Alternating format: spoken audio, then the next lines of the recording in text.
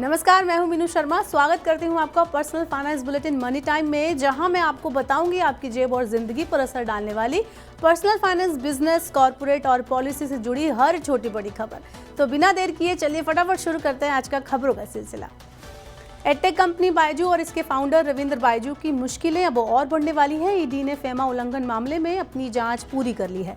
मामले में जल्द ही कंपनी को कारण बताओ नोटिस जारी किया जा सकता है। ईडी ने अप्रैल में दावा किया था कि उसने कई संदिग्ध दस्तावेज और डिजिटल आंकड़े जब्त किए हैं। ईडी का आरोप है कि बायजू की सहायक company think and learn private limited ने वित्त वर्ष 2020-21 से अपने वित्तीय विवरण तैयार नहीं किए हैं और खातों का ऑडिट नहीं कराया है, जो अनिवार्य है। जांच से पता चला है कि कंपनी को 2011 से 2023 के दौरान लगभग 28,000 करोड़ रुपए का प्रत्यक्ष विदेशी निवेश मिला और कंपनी ने इसी दौरान एफडीआई के नाम पर विदेशों में 9,754 करोड़ रुपए भेजे। मजबूत वैश्विक संकेतों के बीच दिल्ली सराफा बाजार में मंगलवार को सोने का भाव 380 रुपए चढ़कर 62,150 रुपए प्रति 10 ग्राम पर पहुंच गया। चांदी भी 100 रुपए की बढ़त के साथ 76,400 रुपए प्रति किलो हो गई। वैश्विक बाजारों में दोनों कीमती धातुओं में मजबूती रही। सोना $1,992 प्रति औंस, जबकि चांदी $23.66 प्रति औंस पर कारोबार कर रही है। डॉलर इंडेक्स और बॉन्ड यील्ड में गिरावट के कारण फेडरल रिजर्व के ब्याज दर बढ़ाने की संभावना कम होने से अब सोने चांदी की कीमतों में तेजी आ रही है। 2024 में मंदी का खतरा फिर बढ़ सकता है। वित्त मंत्रालय का कहना है कि भू राजनीतिक तनाव के बीच खाद्य पदार्थों और तेल की ऊंची कीमत से जुड़ी अनिश्चितताओं के साथ 2024 में मंदी का जोखिम और बढ़ सकता है। ऊंचे आयात और कमजोर निर्यात ने अक्टूबर में भारत के व्यापार घाटे को रिकॉर्ड ऊंचाई पर पहुंचा दिया है। देश की अर्थव्यवस्था के लिए महंगाई की चुनौती अभी भी बनी हुई है। इसको लेकर केंद्र सरकार और रिजर्व बैंक दोनों हाई अलर्ट पर हैं। डॉलर के मुकाबले रुपए की कमजोरी अब थोड़ी कम होती दिख रही है। मंगलवार को रुपया अपने सर्वकालिक निचले स्तर से उबर गया और डॉलर के मुकाबले 4 पैसे बढ़कर 83.34 पर बंद हुआ। पेट्रोलियम कंपनियों की डॉलर मांग, विदेशी निवेशकों की लगातार बिकवाली से निवेशकों की धारणा प्रभावित हुई। इससे रुपए में सीमित दायरे में कारोबार हुआ। सोमवार को डॉलर के मुकाबले रुपया 12 पैसे टूटकर अपने सर्वकालिक निचले स्तर 83.38 पर बंद हुआ था। दिवाली में रिकॉर्ड बिक्री के बाद अब 23 नवंबर से शुरू होने वाले शादी ब्याह के सीजन में कारोबार ज्यादा होने की उम्मीद है। व्यापारियों के संगठन कैट ने उम्मीद जताई है कि 23 नवंबर से शुरू हो रहे शादियों के सीजन में देश भर में लगभग 38 लाख विवाह संपन्न होंगे। इससे देश में लगभग 4.74 लाख करोड़ रुपए का कारोबार होगा। कैट ने कहा कि इस सीजन में शादी की खरीदारी खर्च पिछले साल की तुलना में लगभग 1 लाख करोड़ रुपए ज्यादा है। शादियों का सीजन कल देव उठान एकादशी से शुरू हो रहा है, जो 15 दिसंबर तक चलेगा। निवेश के लिए म्यूचुअल फंड और एफडी अभी भी लोगों की पहली पसंद बने हुए हैं। बैंक बाजार के सर्वे के मुताबिक 54% लोग म्यूचुअल फंड और 53% लोग फिक्स डिपॉजिट में निवेश करते हैं।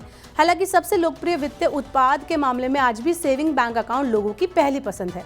सर्वे में शामिल कुल लोगों में से 77% ने बचत खाते को अपनी पसंद बताया। सर्वे से पता चला है कि पिछले 2 सालों में महंगाई और भू राजनीतिक तनाव के चलते लोगों की बचत घटी है। सबसे चिंताजनक बात यह है कि 2023 में रिटायरमेंट प्लानिंग करने वालों की संख्या भी घटी है। केवल 38% लोग रिटायरमेंट के लिए बचत कर रहे हैं, जबकि पिछले साल ये आंकड़ा 45% था। भारतीय ग्रुप की वनवेब इंडिया को भारत में सैटेलाइट ब्रॉडबैंड सेवाएं शुरू करने के लिए जरूरी मंजूरी मिल गई है। इसके साथ ही वनवेब इंडिया सैटेलाइट आधारित ब्रॉडबैंड सेवा की पेशकश के लिए मंजूरी पाने वाली पहली कंपनी बन गई है। सैटेलाइट आधारित सेवा शुरू होने से सभी लोगों को इंटरनेट कनेक्टिविटी देने का लक्ष्य पूरा होगा और इससे भारतीय अर्थव्यवस्था को डिजिटल बनाने में भी मदद मिलेगी। ट्राई का डू नॉट डिस्टर्ब ऐप की खामियां जल्द दूर होंगी। इस ऐप को पूरी तरह से काम शुरू करने के बाद मोबाइल फोन ग्राहकों को अनचाही कॉल और संदेशों का तत्काल पता लगाने में मदद मिलेगी। ट्राई अभी उपभोक्ताओं के सामने आने वाली तकनीकी समस्याओं के समाधान के लिए डीएनडी ऐप में मौजूद तकनीकी खामियों को दुरुस्त करने में जुटा हुआ है। मार्च तक इस ऐप को सभी एंड्रॉइड फोन के लिए लॉन्च कर दिया जाएगा। चालू वित्त वर्ष की दूसरी तिमाही में कोयले की वैश्विक कीमतों में उछाल आने का अंदेशा है। इस वजह से देश में आयातित कोयले से चलने वाले पावर प्लांट में बिजली उत्पादन की लागत बढ़ सकती है। सितंबर के मुकाबले अक्टूबर के दौरान आयातित कोयले का औसत भाव $53 प्रति टन से बढ़कर $60 प्रति टन हो गया। आने वाले दिनों में इसमें $2 से $10 प्रति टन की बढ़ोतरी हो सकती है। भारत अपनी कुल जरूरत का करीब 20% कोयला आयात करता है। कोयला महंगा होने की खबर ऐसे समय पर आई है जब देश के पावर प्लांट कोयले की कमी का सामना कर रहे हैं। वहीं बिजली की बढ़ती मांग को पूरा करने के लिए आयात पर निर्भरता लगातार बढ़ती जा रही है। जनवरी में नए साल की शुरुआत के साथ आपको मसालों की महंगाई से भी राहत मिल सकती है। जीरा सहित कई तरह के मसालों की कीमत नई फसल आने की वजह से कम हो सकती है। जनवरी महीने में जीरे की नई आवक शुरू होने से इसकी कीमतों में गिरावट आने की उम्मीद है। इस साल जीरा सहित तमाम मसालों की कीमत रिकॉर्ड ऊंचाई पर पहुंच चुकी है। कुछ महीने पहले जीरे की कीमत 250 रुपए किलो से बढ़कर 640 रुपए किलो पहुंच गई थी, लेकिन अब कीमत घटकर 450 रुपए किलो तक आ गई है। नई फसल के आने से जनवरी मार्च के बीच इसकी कीमतों में और गिरावट आने की उम्मीद है। अब चलते चलते देते हैं आपको आईपीओ से जुड़ा update. Rocking deals circular economy limited का आईपीओ 22 नवंबर को खुलेगा और 24 नवंबर को बंद होगा। कंपनी ने अपने आईपीओ के लिए मूल्य दायरा 136 से 140 रुपए प्रति शेयर तय किया है।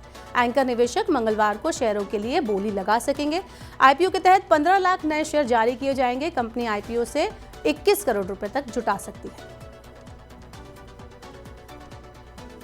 तो ये थी मनी टाइम में आज की बड़ी खबरें। अब वक्तों के आपसे विदा लेने का। अब आपसे होगी कल मुलाकात। पर्सनल फाइनेंस से जुड़ी खबरों को पढ़ने, सुनने और उनसे जुड़े खास कार्यक्रमों को देखने के लिए मनी 9 के ऐप को डाउनलोड करना ना भूलें। साथ ही आज का हमारा मनी टाइम का एपिसोड आपको कैसा लगा, हमें नीचे कमेंट बॉक्स में अपनी राय जरूर दें। फिलहाल के लिए इतना ही। नमस्कार, शुभ रात्रि।